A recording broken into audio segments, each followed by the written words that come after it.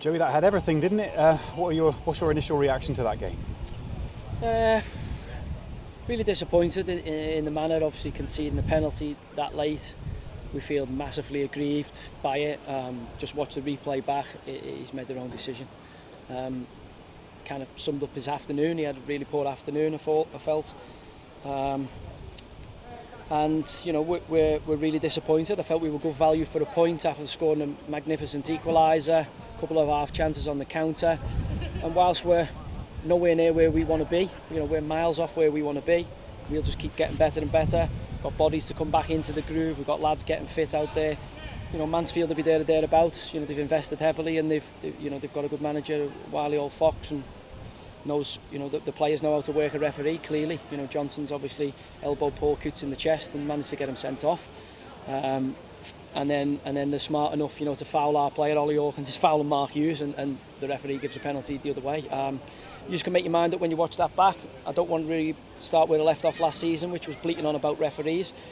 But when they decide games in the manner that they did, you know, he's made two big calls, penalty and a sending off, and that's cost us today.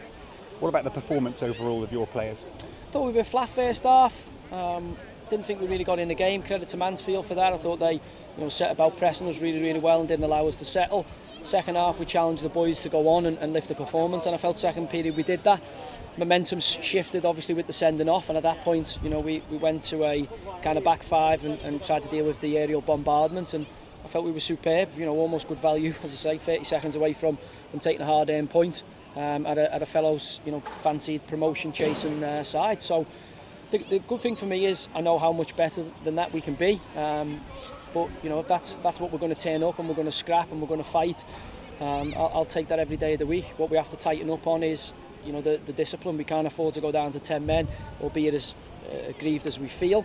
And we also, you know, we've been undone really from two corners. One, obviously, keeper tried to get out, and obviously the lads got away from that. We need to work on, you know, better exit strategies and protecting our goal. And then obviously they scored a penalty after a corner. I mean, I don't know how he's given a foul against Josh Grant. She has given a foul against Josh Grant, the linesperson person in the far corner. That leads to the corner leads to the referee. You know, couldn't wait to give a penalty. So I expect that. I expect it's the Joey Barton show. I expect that, you know, we're going to be sometimes facing more than the 11 on the park with the intimidating atmospheres. But it's nothing I haven't faced in my career. You know, I came through that adversity, and as a group, you know, no one's going to give us anything. We're a big target for everybody, and we're going to have to turn up. We've got that underdog mentality, which is great for me. Saves the psychology of doing team talks. I think our lads know now that there's many people rooting against us. We've got 1,400 Rovers fans in there today. As long as they stick with us and they keep travelling with us, we're going to be absolutely fine. What is the difficulty in bringing 8 debutants into the team, and how long do you think that might take to get them where you want them? Yeah, it's going to take a while. Do you know what I mean? It's going to take a while. The only way you can do that is games and time. You know, that's the only way. You know, we continue to work tirelessly on the training ground with every hour we can to nudge the performance on, nudge the fitness levels on. And I think there's enough sparks in there, you know, and enough quality that's in the stands at the minute or at the training ground today doing the running, where we know, you know, if that's our not quite strongest team against Mansfield's pretty much strongest 11 away from home opening day, and the referee decides the encounter, then you know, we can take great heart from that. There's going to be lots of battles down the line, lots of, you know, tough fixtures down the line. But I've seen something in that group today. I've seen a fight and a resilience. You know, obviously Keane's goals, real moment of quality to get us back in it. And as I say, you know, we've got some tough fixtures to come, and really pleased in terms of the fight and endeavour, the way the lads stick together. But we just need to tighten up in those key moments. On the red card, what's Paul Coots managed to say to you about what happened? Because there seemed to be quite a lot going on before the actual incident that led to the red.